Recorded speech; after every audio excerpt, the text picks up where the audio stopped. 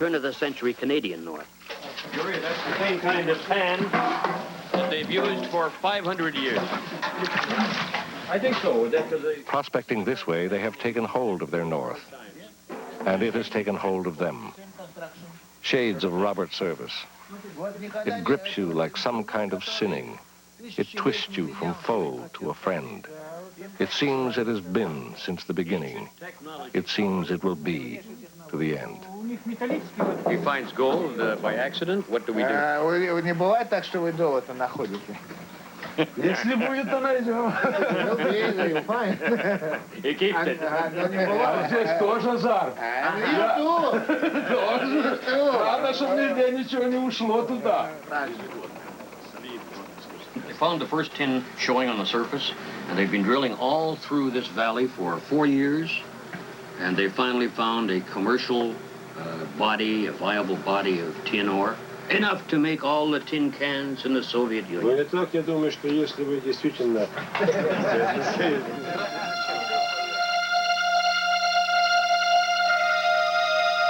Everywhere we flew across Chukotka, I was dismayed to see a tracery of scars left by the passage of machines. Wounds on the tundra that may not heal for hundreds and perhaps thousands of years.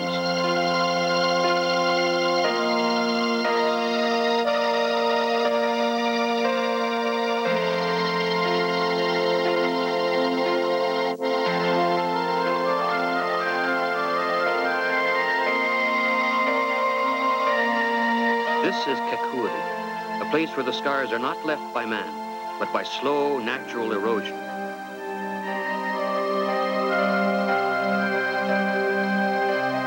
Kakuri, more than any other place we visited, reflects the mystery which is so much a part of Chukotka.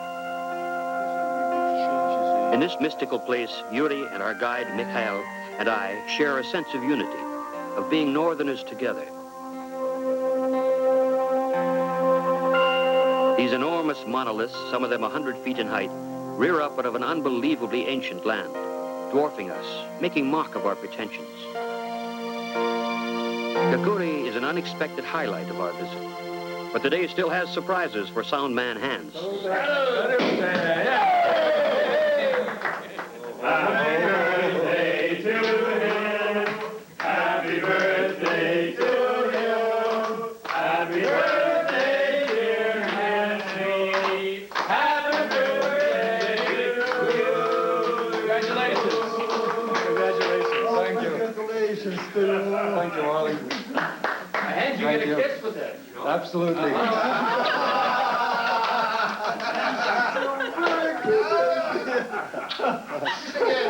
Oh, boy. Very good. Health to you. Thank you. Be lucky. Oh, yes. Thank you. To Enriquez, best wishes on occasion of the birthday, Vladimir.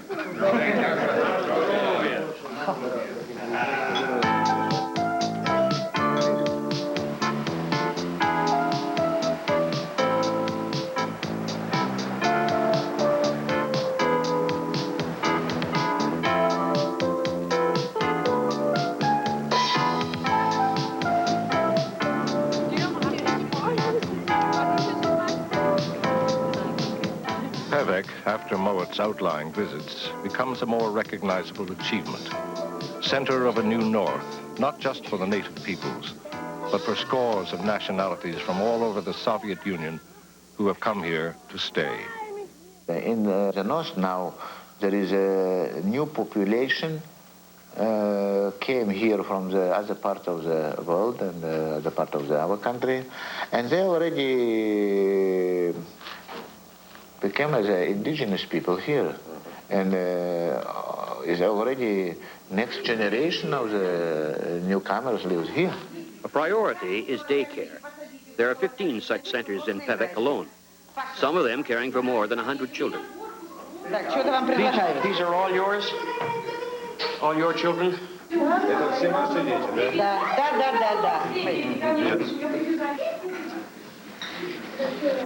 Party propaganda. That's how my Toronto producers reacted to the fancy dresses, bows, and teacups. But my previous visits to Siberia make me disagree. These are the children of a new era, most of them born here. They'll probably spend their entire lives here, by choice. This is their world. An example, the Badmaev family. The mother is Chukchi, her husband a Buryat, a native of temperate southern Siberia. They tried living in his hometown, but as she tells Moet, it was too hot in the summer and too many trees, so they settled in Pevek. She's a clerk, he's a mechanic on a reindeer cooperative. But their son, Sasha, born and raised here, is of the professions. You were going to be a doctor? Хочешь доктором стать? Да, да. Ah, Или психиатром. Psychologist. psychologist. But where will you go? Will you go north or will you go to Moscow or Leningrad? Ну а куда вы ходите? В Москву, Ленинград или на север? Я на север. To the north. To the north. Good man. But with the influx of newcomers, what will become of the ancient cultures of the Soviet North? Moet's guide, Yuri, remembers as a young man a village joke about the typical Arctic family. Father, mother, 2 children, and a researcher. Today, Yuri insists, there's no need for concern.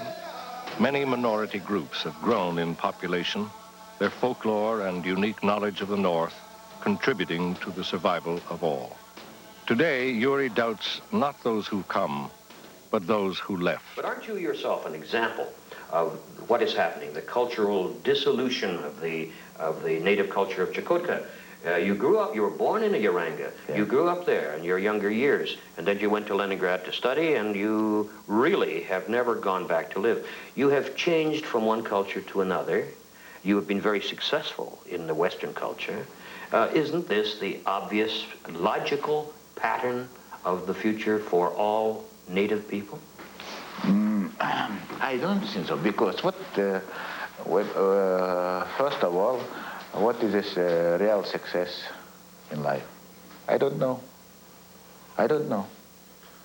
I have maybe what is a financial success or public success, but nobody knows what I feel inside me.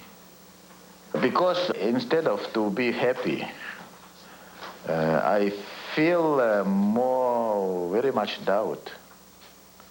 Maybe all my life I was in the wrong way. Mm-hmm. That is a brave thing to admit. Not many of us can do that. With Farley Moet. Though his books have sold 10 million copies in over 30 languages, Moet is from a nation where the bookworm is an endangered species. In Canada, a literary evening might fetch a dozen or so. In Pevek, Siberia, Moet fills the town hall.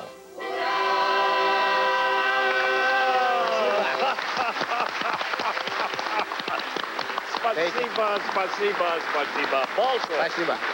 What do I do with this? Give it to you? You should try small piece. Yeah. Yes, right. Not too big. Not too big. Good. It's a very good. It's delicious. Delicious. Try, do. A traditional bread and salt welcome and a room full of questions.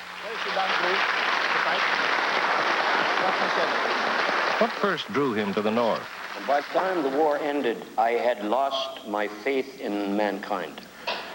I could not believe that there was much good in a species that would spend so much energy killing itself.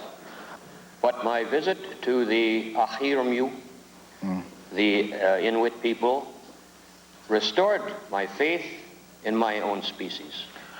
So the least I could do for them was to try and help them in their bad times.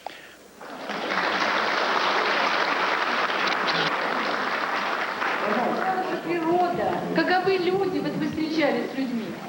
Что вас больше всего поразило, парни? The first big surprise was to open my window and hear an animal on the tundra that went Больше его поразило, когда он открыл окно, он услышал коровье мычание из тундры. They ask about hockey, about Western family life, about his first impressions on previous visits. and about the ways of the North elsewhere. Canada is the mankind of hockey. Okay. Oh, da. Wayne Gretzky. Yes. What Wayne Gretzky? It's mine. Sign. Okay. Did you? Okay, here, you can sign one. Uh-huh. Now, Yoranga. Oh, very good. Thank you. скорее. Oh, this wasn't for you.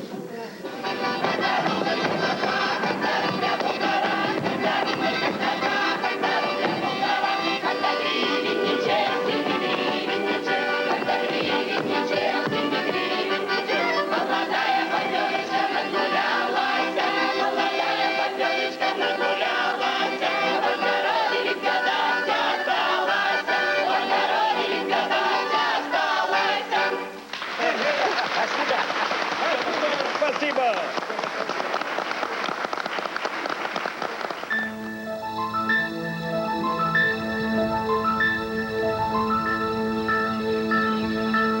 To the Soviets, the Arctic Ocean is not a backwater. It is a great natural resource, not least for commerce. What they plan here is the fabled dream of the Northwest Passage. But it will be the Northeast Passage, with Pevek its gateway. Soon this deep-sea port may loom large on the world map. If two ships set out by competing routes from the Far East to Europe, one via the Orient and Suez, the other across the Northern Sea, the northerner would be well ahead. The Soviets were the first to chart a navigable route more than 50 years ago.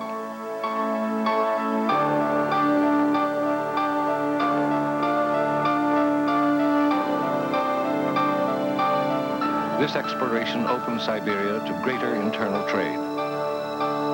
The plan now, and it's more reality than ambition, is to open the new North to global shipping, and thus, of course, increase Soviet global influence. Since this 1934 voyage, the Soviets have steadily led in ice navigation.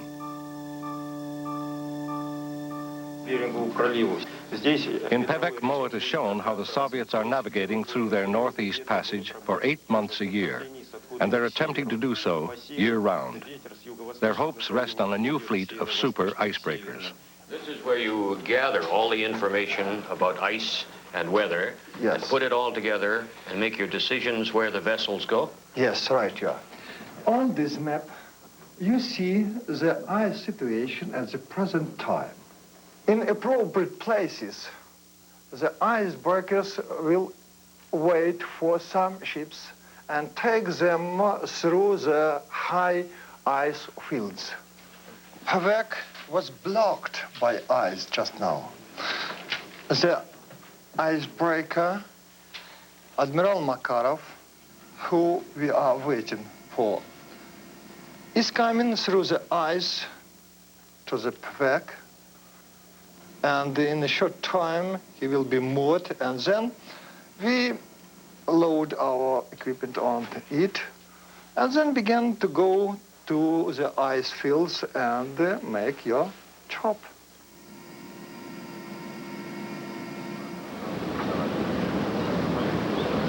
The invitation comes on Moat's last day in Siberia, and it's a sign of Soviet confidence that Moet and his crew are told that the Admiral Makarov is all theirs for the day.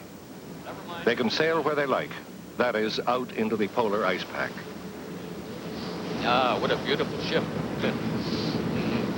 There's a feeling of boarding a luxury cruise liner, although the Makarov is by no means the best, only medium-sized. Some of the Soviet icebreaker fleet is built in Finland, but it is the commitment that's important. Canada is about to build an equally sophisticated icebreaker, but the Soviets, with different commercial objectives, remain unrivaled in ice navigation. For me, this is the realization of a boyhood dream. I have always loved ships and the North, and this voyage would bring the two together in the best possible way. Part of the thrill is the realization that the right people can be drawn north if they're given the wherewithal to do their stuff.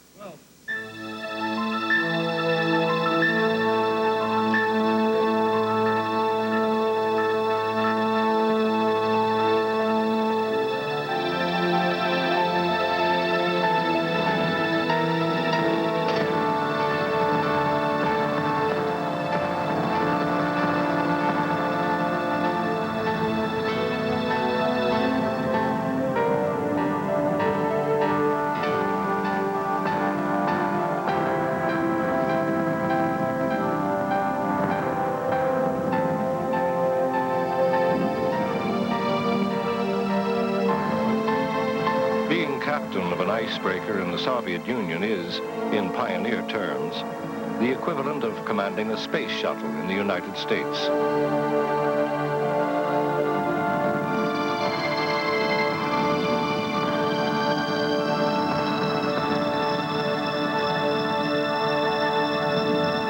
From a dead stop, you can start in ice that's 2.5 meters thick. 2.5. And then when you've got full power and speed, what can you do? Independence of experience and situation. But today we were breaking ice. It was what? It's not, today it's from 6 to 8 meters, but this is not the limit. Each position is new. Each ship is new. Each situation is new. It's interesting. How long have you been captain of this one? 2 years on board of this icebreaker. But you've been in icebreakers for a long time? On icebreakers, I'm from 1974, 12 years only. 12 years in an icebreaker should make you an old man, but you're not. You're a young man. Ice made me young. Ah, in the ice you're young. I can understand. Captain, I want to tell you how really grateful we are for this voyage. Thank you very, very much.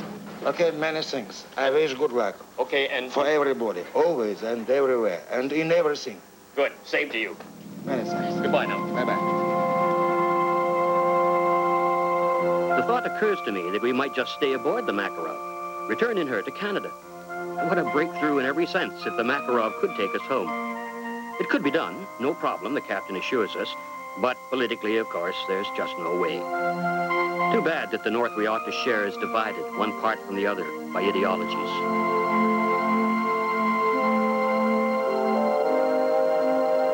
Well, Yuri, here we are, almost at the end of the third great Canadian Chukchi Siberian expedition. One of the really most interesting things we've discovered in the new North, that is new, is there seems to be a movement right around the whole perimeter of the Arctic of the, not only the native peoples, but mainly the native peoples, to some kind of solidarity. So yes, that is. Because you know that the other part of the world, they have more differences than the tundra, the same as you can see in Alaska, in Canada, in Chukotka, and in the north part of Scandinavia, the tundra is the same. And we need then unity in the North. Yes, this is our slogan. That would be the slogan then of the third Canadian Chukchi Siberian expedition. Right. Got it. Right. One day I'll be back, Yuri. I learn a little more each time I come, but I've still got a long way to go on this circumpolar journey.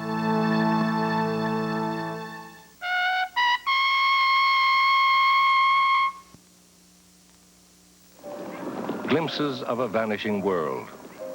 The Sami of northern Scandinavia have a lineage of at least 6,000 years. The Sami are descendants of the Lapps, hunters, who became herders, but they remain a people of the deer. Always their culture and economy have centered on the reindeer. Now, suddenly, both the deer and their keepers are a threatened species. The Samis are a trinity of man, animal, and land. As such, they've endured as a people. Even domesticated deer need the tundra, but each year the Sami have lost more and more of the land to commercial interests. So each year the number of herdsmen declines. Now no more than 10% of the 50,000 Sami population. The Samis, who for so long have wrestled nature, are no match for governments or big business, or even that other form of domesticated animal, the tourist.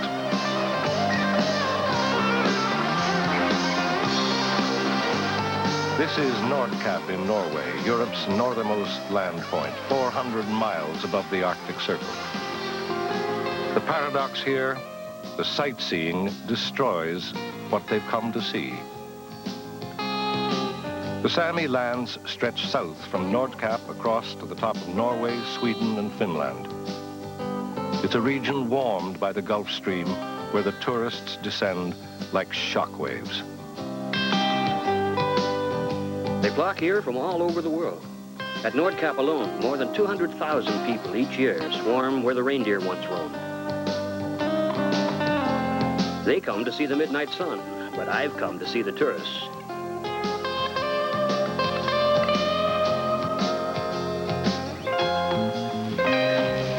Much of the grazing land has become paved asphalt leading to the midnight sun. In Sweden, there's the anomaly of ferry boats bringing in tourists, while other ferries take the reindeer to pastures that the tourists haven't yet reached.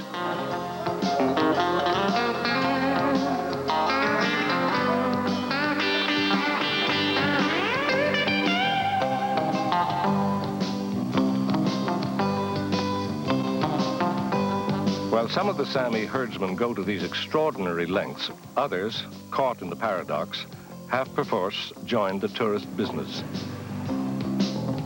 The Samis have had to learn to exploit the exploiters with these shoddy roadside stands, and it's demeaning. Scandinavian governments have acquiesced in throwing the reindeer people to the tourist wolves. But in central Sweden, Moet finds a reconstructed Sami village where the purpose is to educate the tourists. It's the work of an indomitable Sami lady, Maud Mattsson.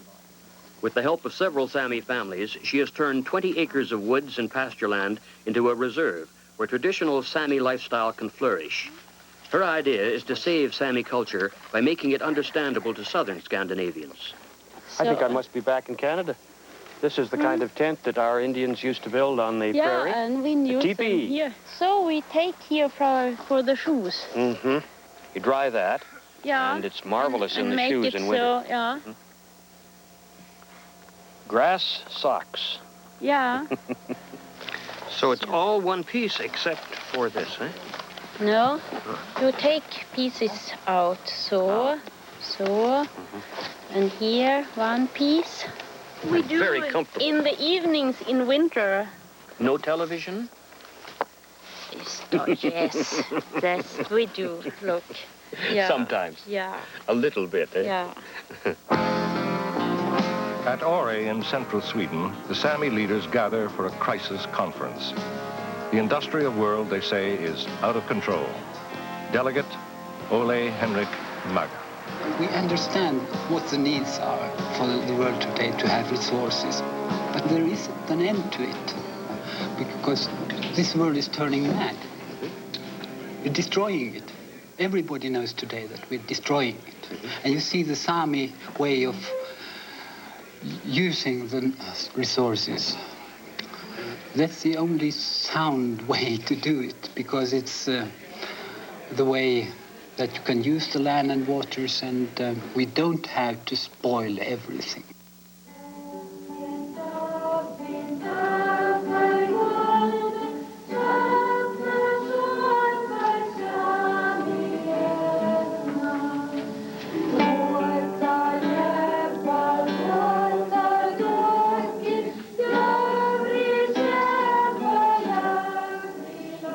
With a deliberate ring of irony, the Sami national anthem echoes over the slopes of Ore, a ski resort built on land expropriated from them.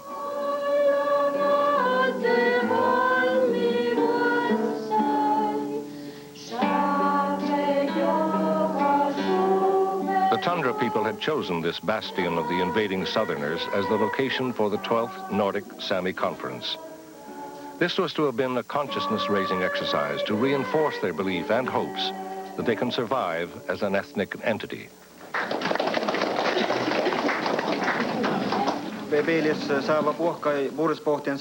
These are a resolute people.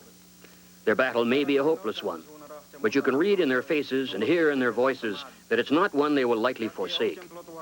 Their legal counsel, Lars Niilalasko, makes the wider context. I think we have a great message, we, the Aborigines people around the world, to the European countries and American countries of the national way of living and living with the nature. And that's very important for your life. I think that we must have some time now to organize the Sami people internally. And then comes time to look forward to see where really limits are. And I don't think anybody here in these meetings is blind to see there are limits. The struggle to control tourism, the fight to establish a Sami homeland become minor issues at this conference. For a new danger has suddenly appeared, one that threatens every aspect of the Sami way of life. Nuclear radiation. A catastrophe descends out of the darkness of a rainy winter sky, a silent, unseen killer revealed only later. The fallout from the Chernobyl nuclear power plant disaster. The usually festive annual roundup becomes a nightmare. Norway and Sweden each destroy 50,000 contaminated deer. Much of the tundra will be unusable for at least a generation. It was a very big disaster because they have lived here for several thousands of years, and they had on one night to change their lifestyle. They couldn't eat the blueberry, they couldn't walk in the wood area, they can't eat the reindeer meat, they can't eat the fish in the rivers. I think the Sami feel this very bitter anger on this Chernobyl accident. I couldn't for a long time didn't understand that we could not eat the meat and sell the meat. What about the future? Will it be possible for this pasture, for your reindeer pasture, will it recover? I was so hopeful. I have thought we could give the reindeer special eating, and so it could be very good in 1-2 months, so we can sell the meat as normal. And anyway, I have thought about it, but now I think it is clear that we are not allowed to do this. You must be angry as a people. You can't really believe it, that such things can happen. When we have not taken anything, always give out and from the country, and that such things can happen to the reindeers.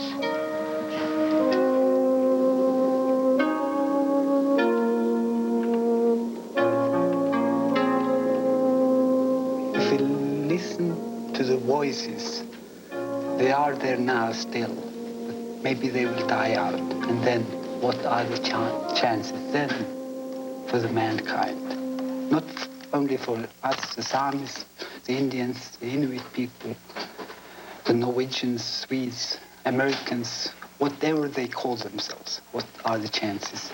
If we don't start to think now, we do have a chance. And now is the time. The darkest shadows are of our own making. The fate of the Sami cannot be seen in isolation. Their fate could foreshadow everyone's. What's needed, not only in the New North, but everywhere, is a new morality to protect our planet and us all.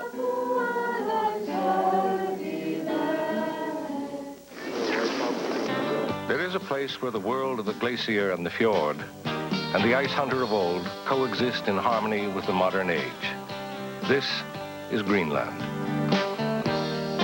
last time we were here, I can't remember. For this part of his polar journey, Mowat is joined by his wife, Claire. I remember 1982, but I can't remember back to 1974. Yeah, of course I do. They are approaching a land that is 6/7 ice, where the glaciers are 3 kilometers thick in places, the largest island in the world. Greenland is the most northerly nation. Its capital, called Nuuk, administers a population of 50,000, mostly Inuit. Greenland, compared to the beleaguered Sami, has a native population much the same size, but vigorous, strong, with good prospects of survival in the modern world. Its character is very much that of this man, author, cabinet minister, co-founder of the Greenland Independence Party, and my friend, Akaluk Ling. Greenland is situated geographically that way, so it's separated from North America and from Europe. And the Greenlandic people have always had that in their mind, that they can do it themselves, that we can support ourselves. But the situation have changed since Second World War. So now we get a lot of aid, financial support from Denmark, from outside from. So we are dependent on that.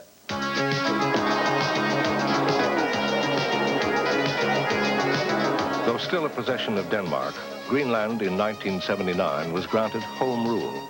That is, full autonomy except in defense and foreign affairs.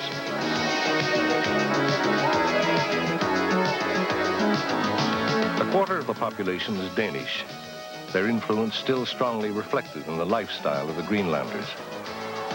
Even so, the goal of one flag, of a fully autonomous Inuit nation, is logical, says Ling. Our nation have one language and one cultural background, and we are developing into a kind of society that is both modern and traditional.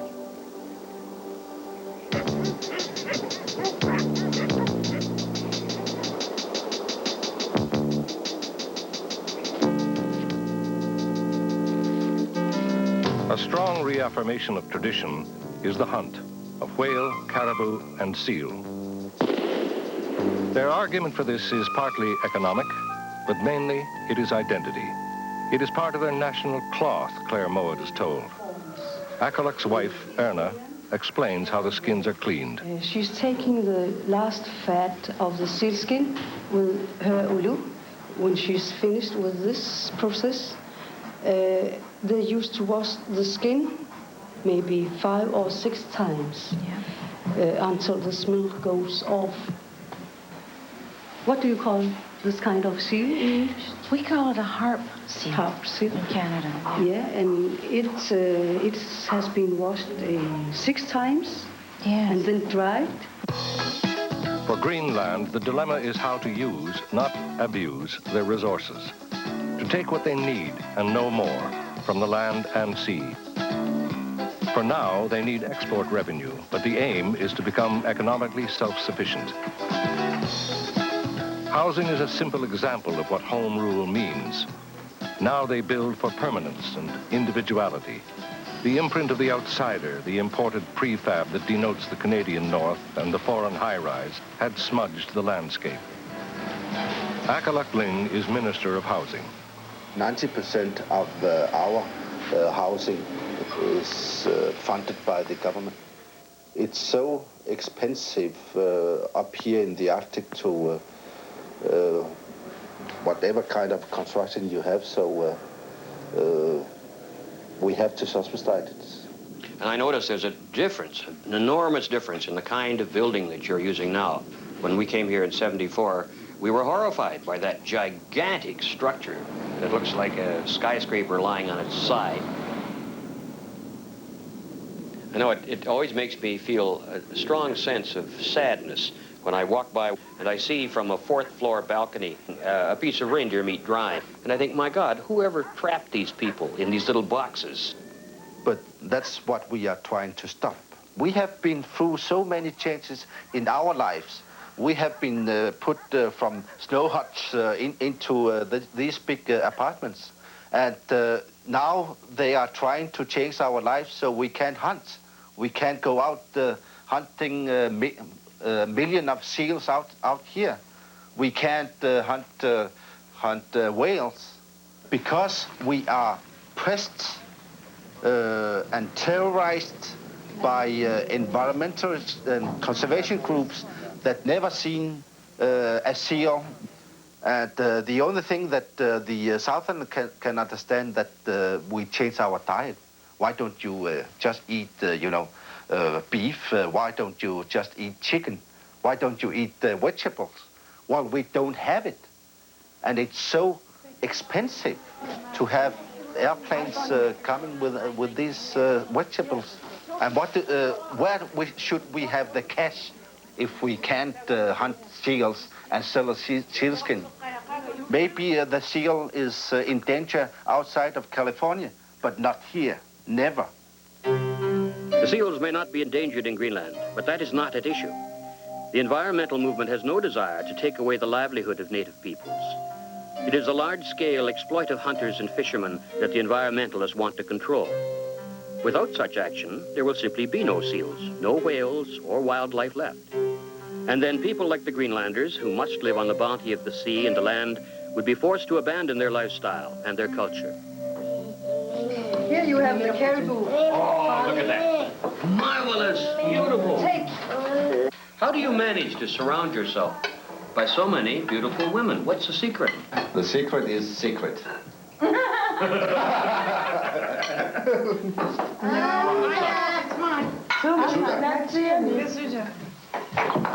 Our hostess, Akalak's wife, Erna, exemplifies the new Greenlander. Fiercely traditional, but modern. She is a television producer and is active in her husband's independence party, both avenues for advancing women's rights. But always she has an eye for the past and for the land.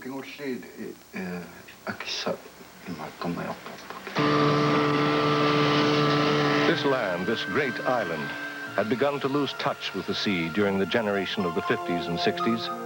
Much like Canadian policy, the Danish administrators pressured the people to move from the outports into large population centers.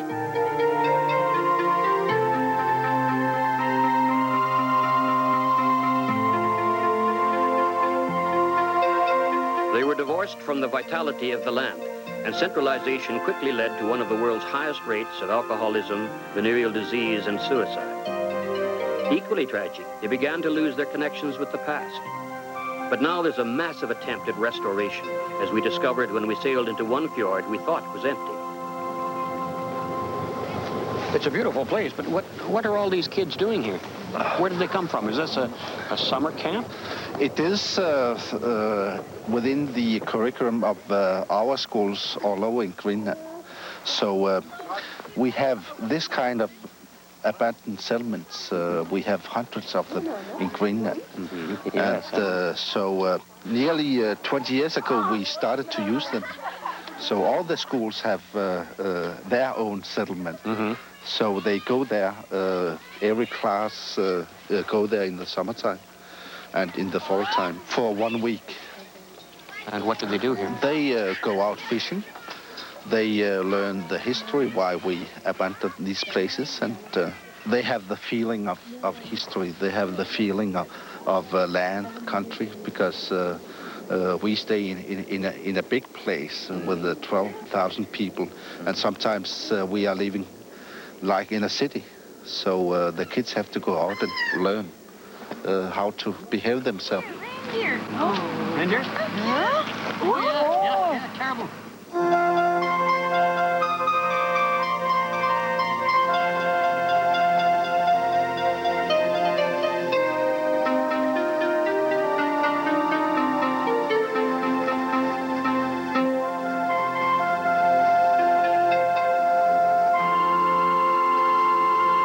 There's at least 15 of them.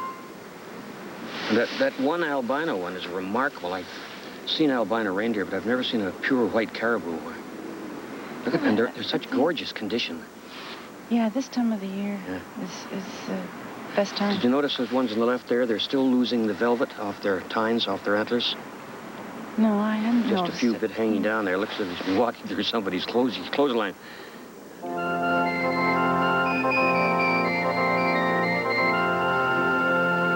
So, for a brief time, the children stay in the ancestral villages, learning about the land and the wildlife, discovering their own beginnings.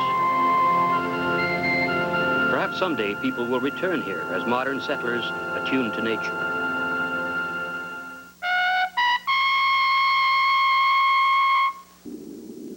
The winter night never quite ends in Canada's far, far north, yet there's heavy industry year-round.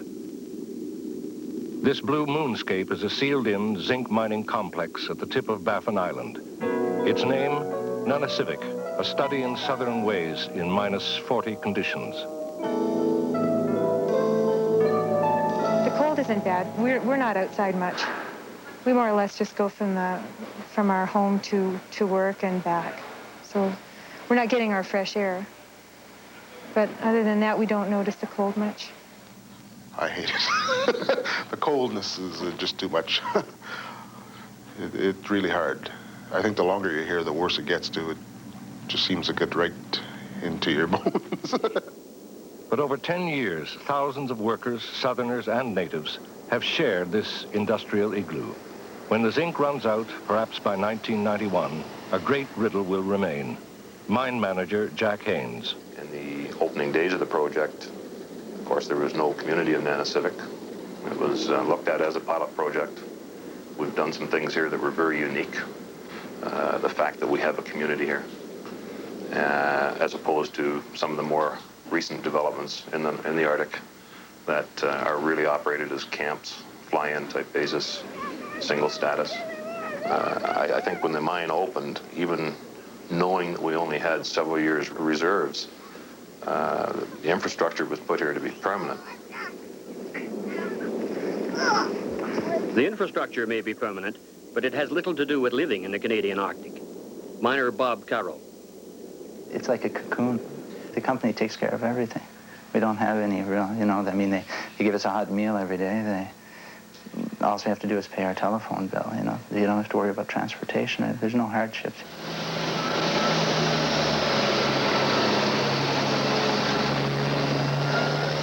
Mining the iced ore, 600 lonely kilometers above the Arctic Circle, takes guts and stamina.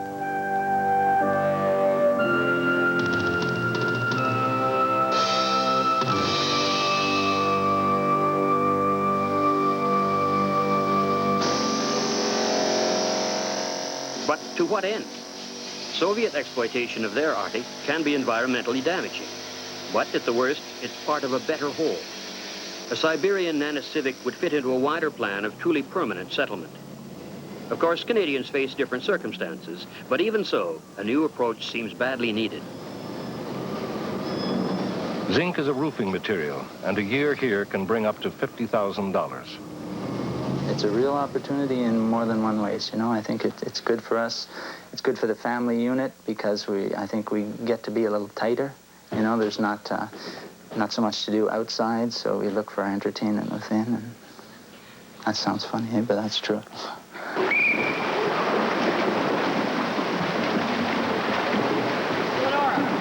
Culturally, this is hardly common ground.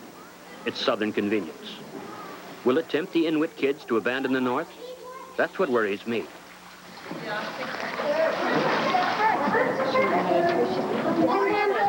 But in fairness, people like daycare worker Pam Weiss see it as more than just a job.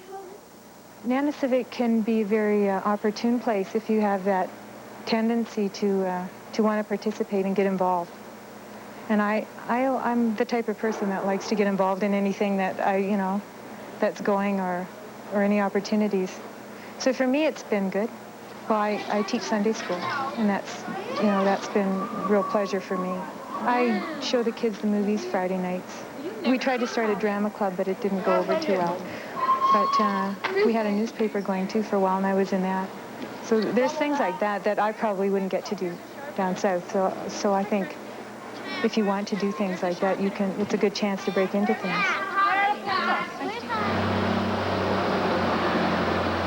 This is a North conditioned by the South. In Canada's resource industries, the boom and bust cycle has long been a fact of life. The question is whether it's accepted too easily. Miner Mike DeLay. This is how mining works. You go there and you mine until the ore is gone, and then you move out. It's not only northern Canada. This is the way mining has been done right through Canada. You go to southern Canada or anywhere else, this mining community will probably be like any other mining community. It'll probably just disappear like so many others have. I guess the Inuits in the Arctic Bay will come out like us, dependent on your paycheck every week, and you develop a style of living. You need money like we have down south. You have to have the dishwasher. You have to have your new truck every 10 years. And I can see some of them, especially the younger ones, getting into that, and they may follow, the workforce, let's say. Let's say if there's a mine opening somewhere else, they may move. They can probably move to the larger communities like Fort Simpson or Yellowknife and make do. The older guys, I think they'll, like the guys that I go out hunting with, they'll be fine. You know, they can carry on, they can go right back, and I think they'd probably be happy to. There's certainly a group in there, say that my generation, that's caught in between, that doesn't know. And I don't know what'll happen with those guys. I guess the government helps them all.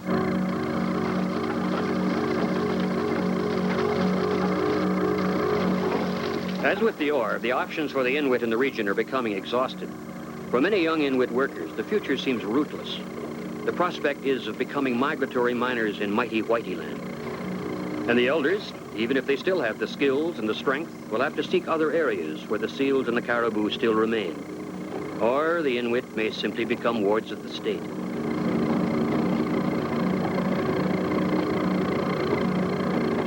But there are Inuit miners here who see the old life as the negative one, who want a modern living, wherever it is. I've been going to school since I was 6, and I got very little knowledge of the traditional life. I mean, I can hunt, but I don't think I can make a living just out hunting. I know there's some people who feels that they can revert back to the old way of life, but as far as I can see for the future, it's almost next to impossible to just live the old traditional way of life, so I have to take things as they come.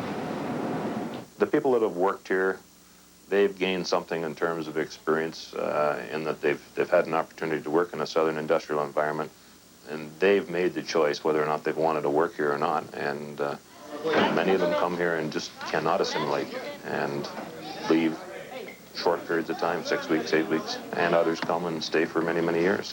There's community here, but no common goal. Unlike the Inuit workers, few Southerners stay for long. No, I don't think I could settle here. I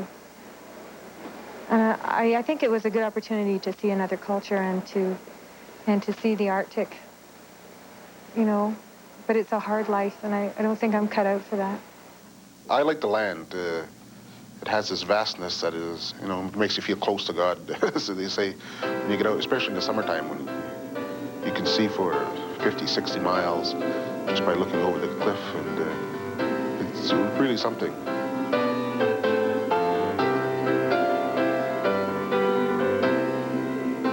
Nanisivik is an ultra-modern venture, but it is flawed. Success in the New North depends on the development of resources and of a permanent local community going hand in hand. Many of the government departments have been discussing how they will use Nanisivik. There's also been talk about the new icebreaker working out of Nanisivik as a base. Maybe they'll just move all the buildings over to Arctic Bay. Of course, there's a few radicals that say that Nanisivik's going to become the capital of the Eastern Arctic. Move some of the people from Frobisher Bay up here.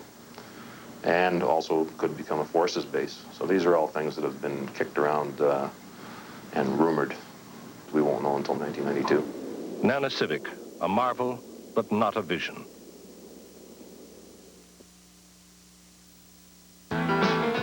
Frobisher Bay, South Baffin Island, is culturally upbeat.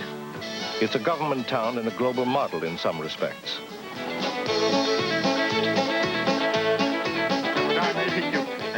In the field of communications, in the use of modern techniques to preserve and enhance native culture, Canada leads the world. Since 1961, the Inuit have tuned into the world in Inuktitut.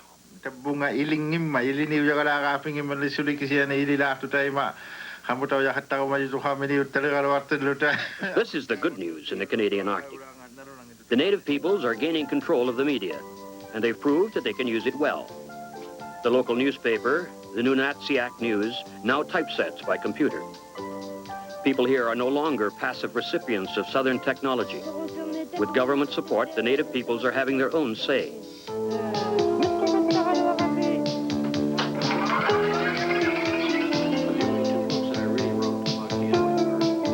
But whether it's children's television, drama, or current affairs, the indigenous programming is unrivaled. That's the big hope, cultural autonomy. Visitors are encouraged to give their opinions. I think that the Canadian government could learn and should learn and must learn from what is happening in Greenland, what has happened in Siberia. They must learn that the best way for them, for the Southerners, as well as for the Northerners, is to let the Northern people run their own lives. Thank you very much. My pleasure. 2,000 kilometers to the west, the village of Snowdrift on Great Slave Lake.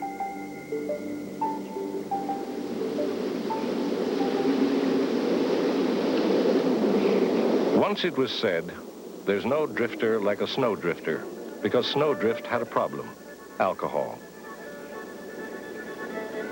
But now the villagers have taken control of their lives. The occasion, a great anniversary. It's the birthday of Felix Lockhart, chief of the 250 Chippewan Indians here.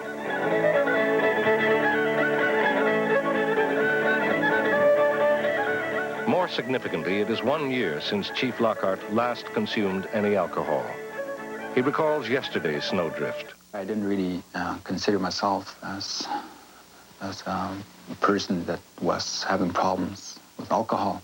Like I didn't pass out too much in the bars, or I didn't get into that much fights.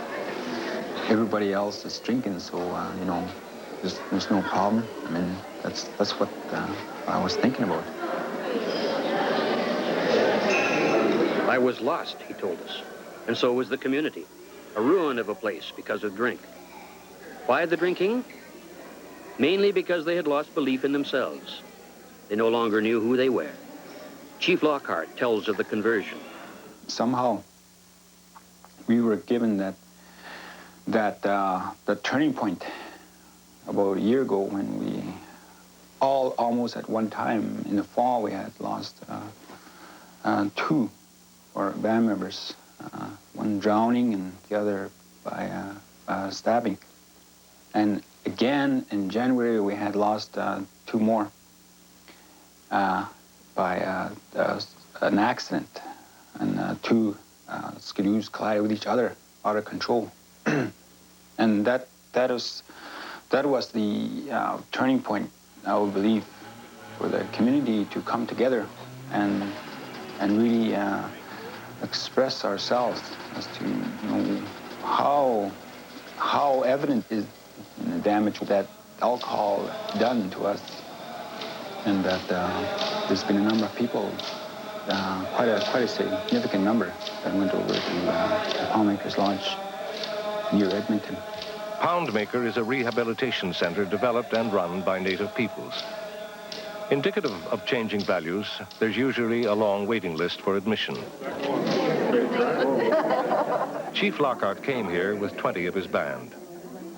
Much of the therapy for alcoholism involves role-playing, talking and acting out the problem until they understand the damage.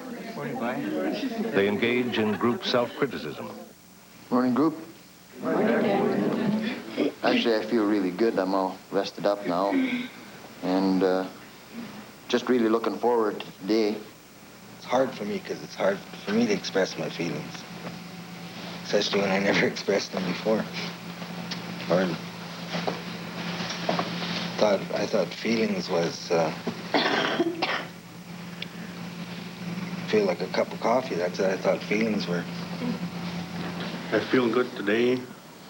Now I'd like to welcome that gentleman over there. I've read your books, and there was one of your books that I read, and that's where I took interest in reading books, because before I never used to. And you got good books written out. I think what I feel is something that I had no anticipation of at all. I feel a marvelous sense of peace and comfort.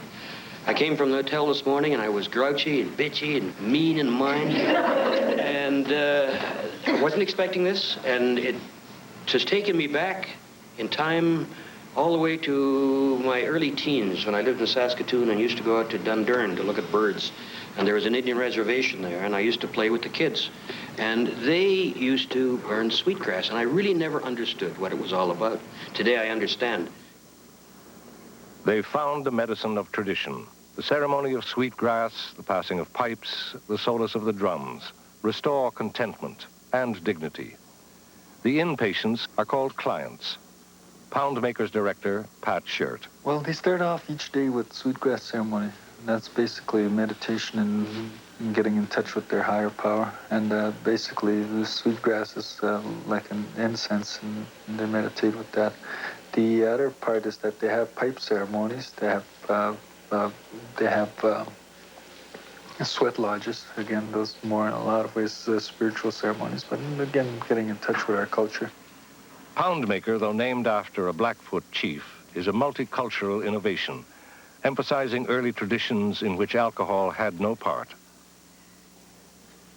In a lot of ways, it's becoming aware that we're more than just bows and arrows, that we had a lot to contribute to this country, that we had rich values, rich traditions in the past that you know, in a sense, helped us have a healthy life in the past. Snowdrift today is officially dry. Their long sleep is over. Just a couple of days ago, I was by myself at home, and I had the urge to cry, and I cried, and I asked the Great Spirit to help me to be sober for the sake of my children and for the sake of my people, for their future, because it is up to us to decide at the present time where the future for our children really lies. Now today, I think there's a need for the connection between our minds and our guts and how we feel about things around us in our community. I think we're getting much closer to working together. People are being more open, and without alcohol in this community, it seems like people are much more happier. There's a light feeling in the air, and I think it's a good, healthy place for people to exchange whatever they have with each other. Says the chief, we have been to hell and back. In the heart of the Mackenzie Mountains, Farley Mowat seeks out a colorful individual who has a part answer to the exploitation of land and wildlife in the north.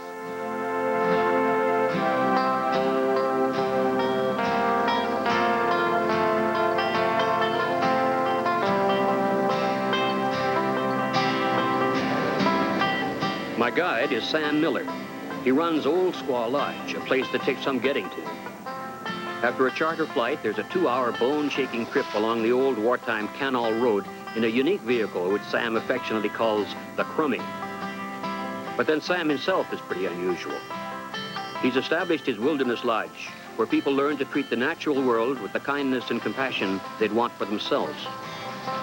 Mowat's destination, a tundra plateau 12 kilometers east of the Yukon Northwest Territories border.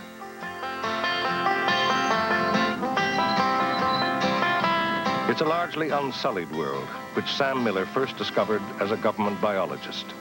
I used to do some grizzly work out here.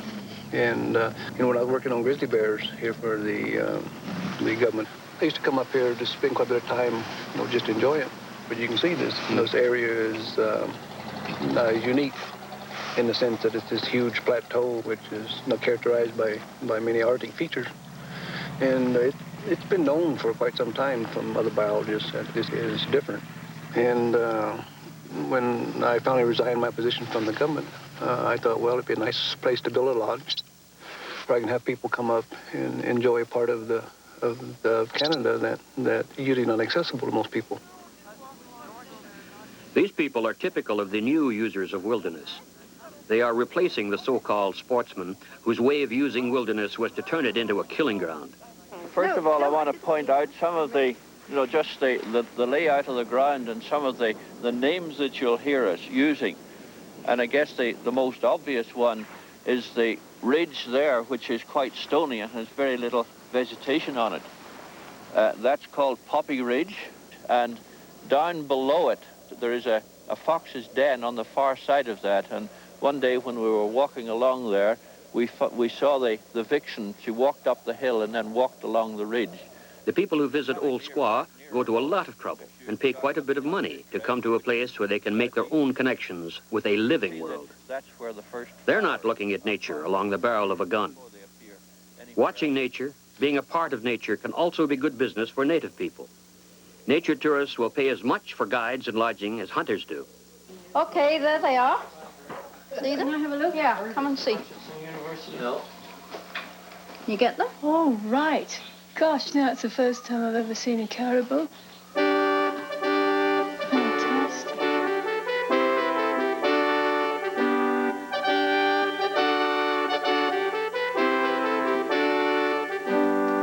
Yeah.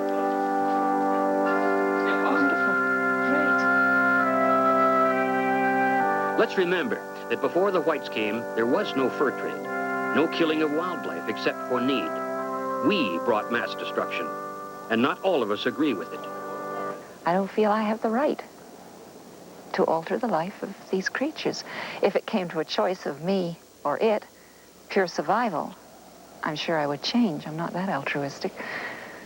But if it's not a question of that at all, and if I can come back to the lodge and get my dinner, I don't think I have any right whatsoever to kill that caribou. Well, what would it cost me if I wanted to come up here and do that? It ranges on the number of species you wish to shoot, but you're probably looking at somewhere between $6,000 and $10,000 for a 2-week hunt.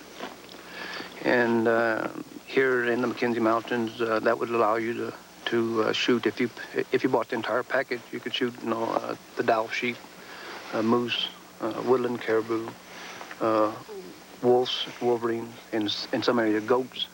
We have a different philosophy on how to use and enjoy the wildlife that we have here.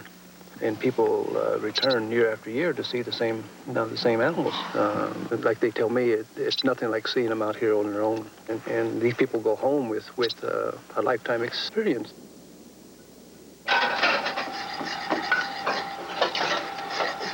In this homey setting, Sam and his friend Nan serve both as keepers of the inn and of the peace. Foremost, they are educators. Tell me something about your guests. What quality? What are these people like? Who do you get here?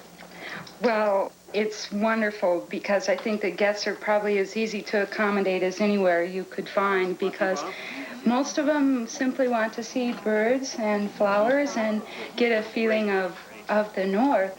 Not looking for trophies. Right, right.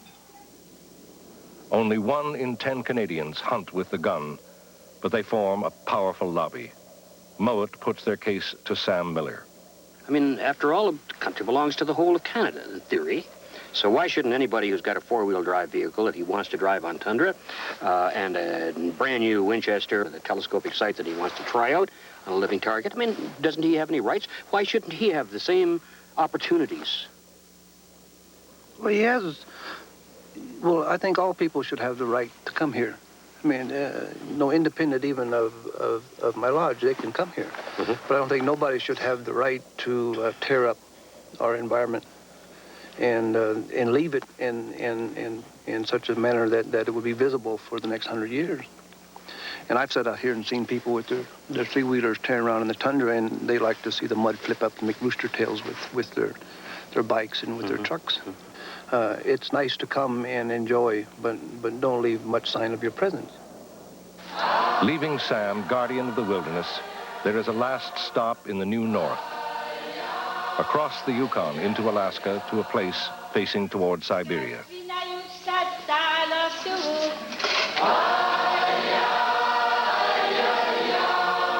At the Inuit town of Kotzebue, the circumpolar journey ends propitiously with mixed images of modern well-being and warnings for the common survival.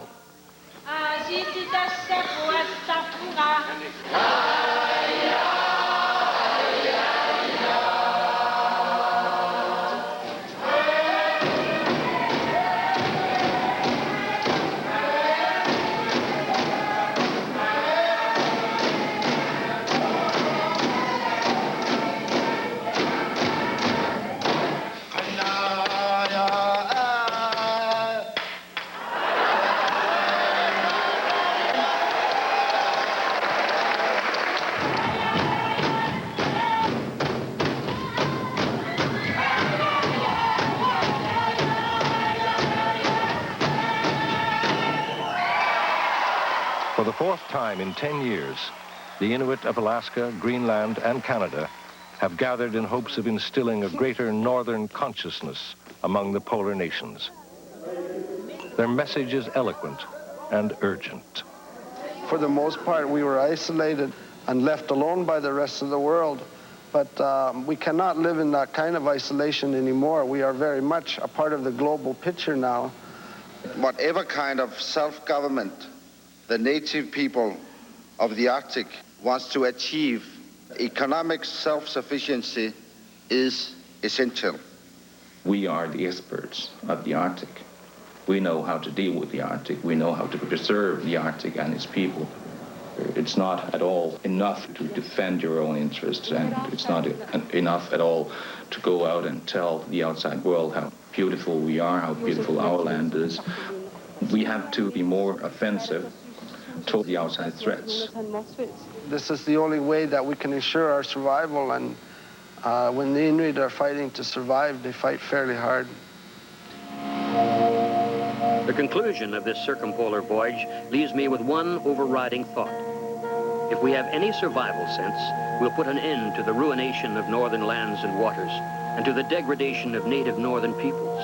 We'll make sure the North remains a living world, one that can be a source of strength to generations yet to come. A place where man can coexist in dignity and certainty with the world he cherishes and nurtures, and which in turn nurtures and cherishes him. This is what the New North must become.